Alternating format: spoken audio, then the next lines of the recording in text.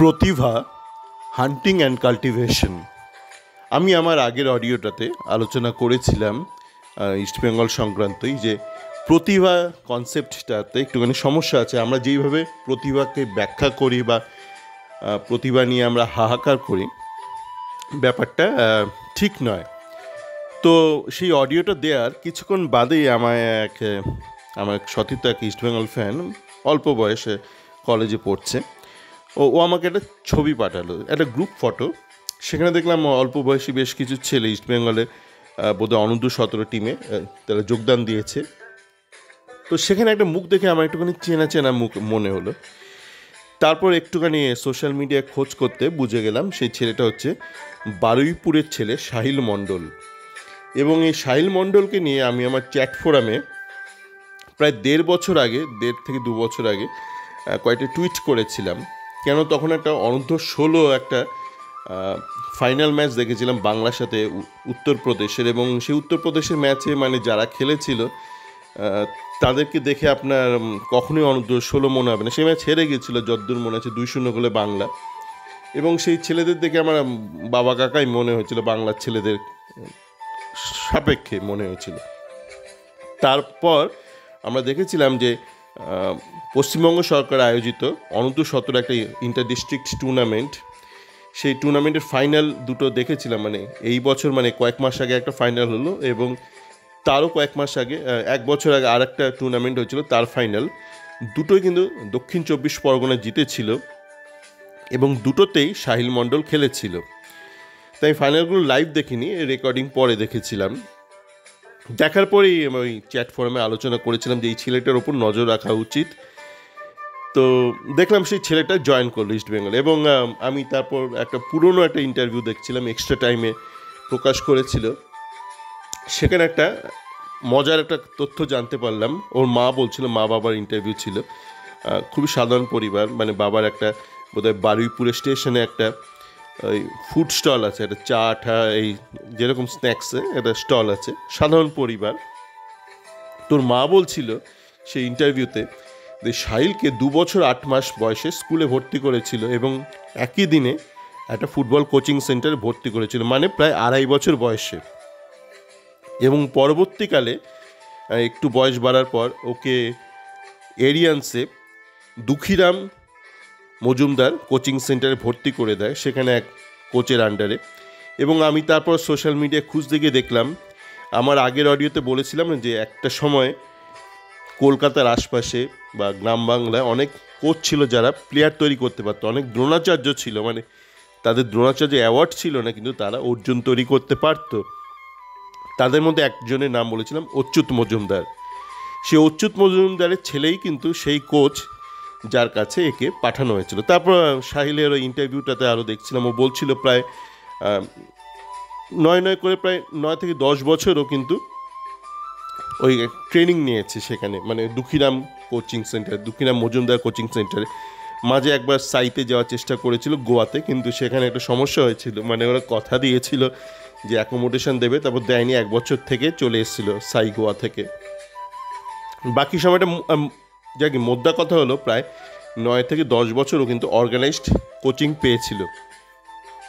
এবার ওর এখন অনূর্ধ্ব-17, তার মধ্যে কিন্তু অলরেডি 10 বছর ওর ট্রেনিং পেয়ে গেছে, একটা অর্গানাইজড ট্রেনিং।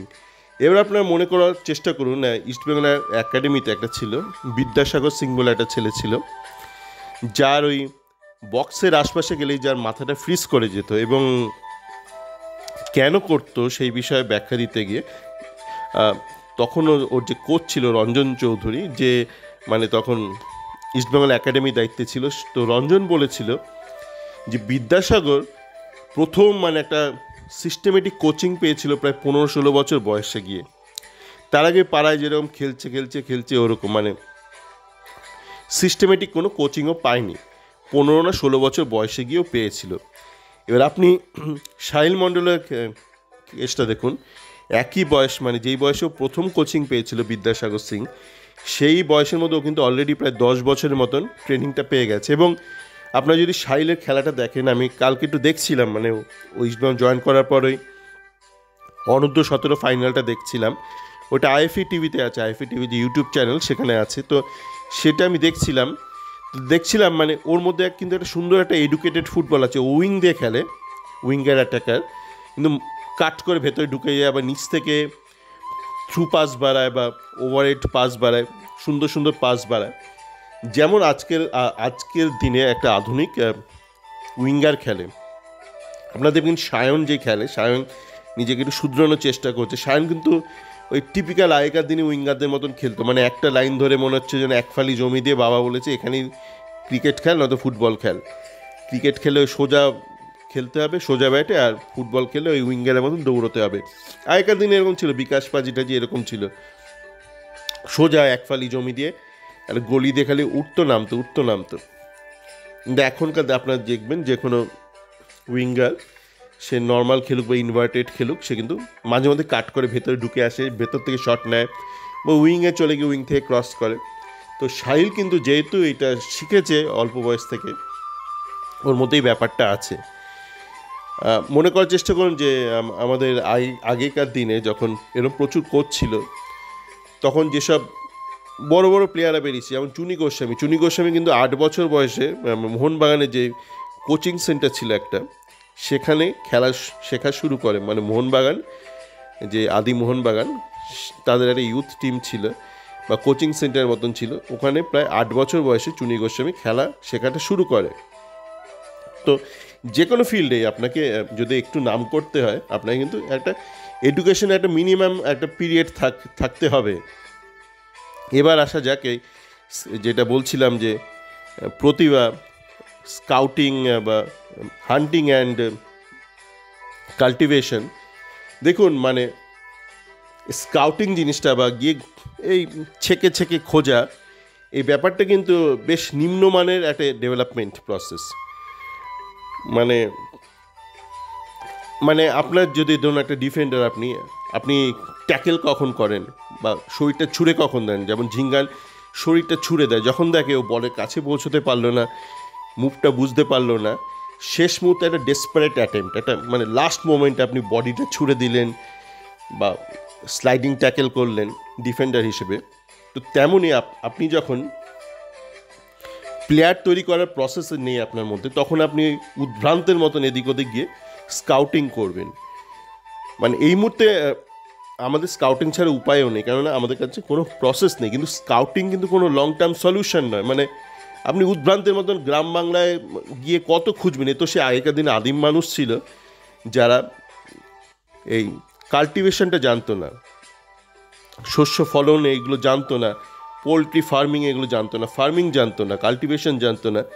তখন তারা ওই জঙ্গলে গিয়ে বন্য শুয়োর, মুরগি এগুলো শিকার করতো, ফলমূল, জড়িবুটি এগুলো খুঁজে খেত। তো এইটা তো কোনো লং টার্ম সলিউশন হতে পারে না। আমরা তো আদিম মানুষ নই, বা এই আদিম প্রথা দিয়ে তো, আদিম টেকনোলজি বা আদিম মেথড দিয়ে তো আমরা একটা রোজ তো ভালো প্লেয়ার পাবো না। আপনি কোথায় গিয়ে ট্রায়াল করে একটা শ্যামল বেসরাকে পেলেন, একটা দেবজিৎ রায়কে পেলেন, তো কোনো রিলায়েবল মেথড নয়। আপনাকে কিন্তু প্রচুর পরিমাণে এবং নিয়মিতভাবে এডুকেটেড ফুটবলার লাগবে।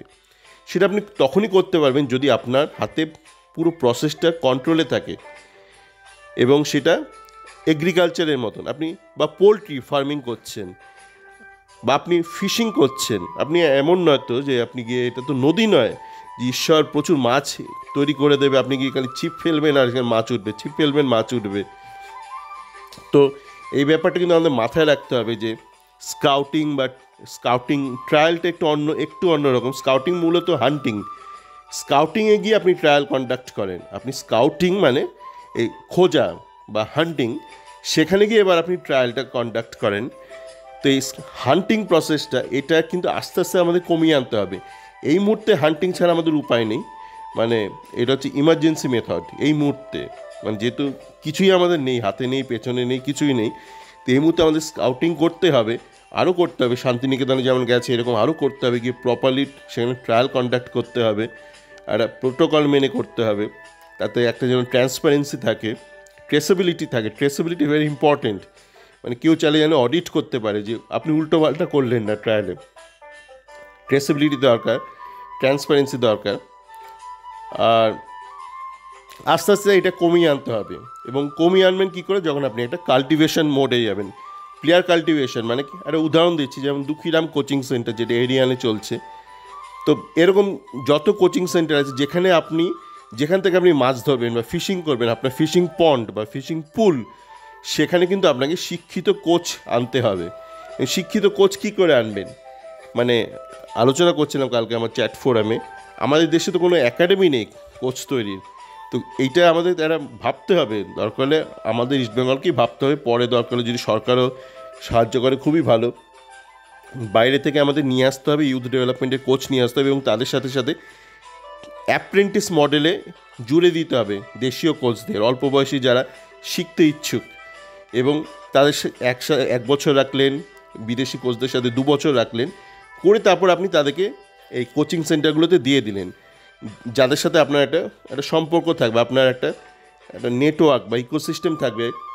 আপনি ধরুন ঠিক করলেন 100টা কোচিং সেন্টার আইডেন্টিফাই করলেন, 100টা যথেষ্ট এই মুহূর্তে ইস্টবেঙ্গলের পক্ষে, বা ভারতীয় ফুটবলের জন্য বা বাংলার ফুটবলের জন্য। আপনি একটা 100টা কোচিং সেন্টার আইডেন্টিফাই করলেন, এবং 100টা জায়গায় আপনি সুশিক্ষিত কোচ পাঠালেন। ওই সার্টিফিকেট, ওইটা আলাদা প্রসেস। ওই সার্টিফিকেট দিয়ে A license, B license, pro license করে কেউ কোচিংটা শেখে না, ওটা আলাদা জিনিস, ওটা করতে হয়, কিছু করার নেই, মেনে নিতে হবে, ওটা করতে হয়। কিন্তু ওইটা করে আপনি কিন্তু কোচিংটা শিখবেন না, আপনাকে কোচিংটা শেখাতে হবে। এবং আমাদের অল ইন্ডিয়া ফুটবল ফেডারেশনের কিছু নেই, আইএফএরও কিছু নেই, পশ্চিমবঙ্গ সরকারের কিছু নেই, এই মুহূর্তে কিছু নেই যারা কোচ তৈরি করবে। আপনি কোচ তৈরি না করতে পারলে আপনি প্লেয়ার তৈরি করতে পারবেন না। তো এই কোচটা তৈরি করতে হবে এবং তাদেরকে ছেড়ে দিতে হবে, অফলোড করতে হবে বিভিন্ন কোচিং সেন্টারে, এবং সেখান থেকে তারপর আপনি গিয়ে, যেরকম একটা চাষি গিয়ে খেতে গিয়ে ফসল কাটে, কিন্তু ক্ষেতটা তাকে তৈরি করতে হয়, মানে ক্ষেতটা ওপরওয়ালা তৈরি করে দেবে না, বা পাশের কেউ আপনার ক্ষেতটা তৈরি করে দেবে না। এটা কিন্তু ওই ঈশ্বরের ওই নদী নয় যে ঈশ্বর প্রচুর মাছ ছেড়ে দেবে, আপনি গিয়ে খালি মাছ ধরবেন। আশা করি ব্যাপারটা বোঝানো গেল যে আমাদেরকে কিন্তু ট্যালেন্ট, এই বা ভালো প্লেয়ার, ট্যালেন্ট কথাটা হাইলি মিসইউজড। আমাদের কিন্তু এই ভালো প্লেয়ার তৈরির একটা ফার্মিং সিস্টেম তৈরি করতে হবে, কনসিয়াস ফার্মিং। সকলে ভালো থাকবেন।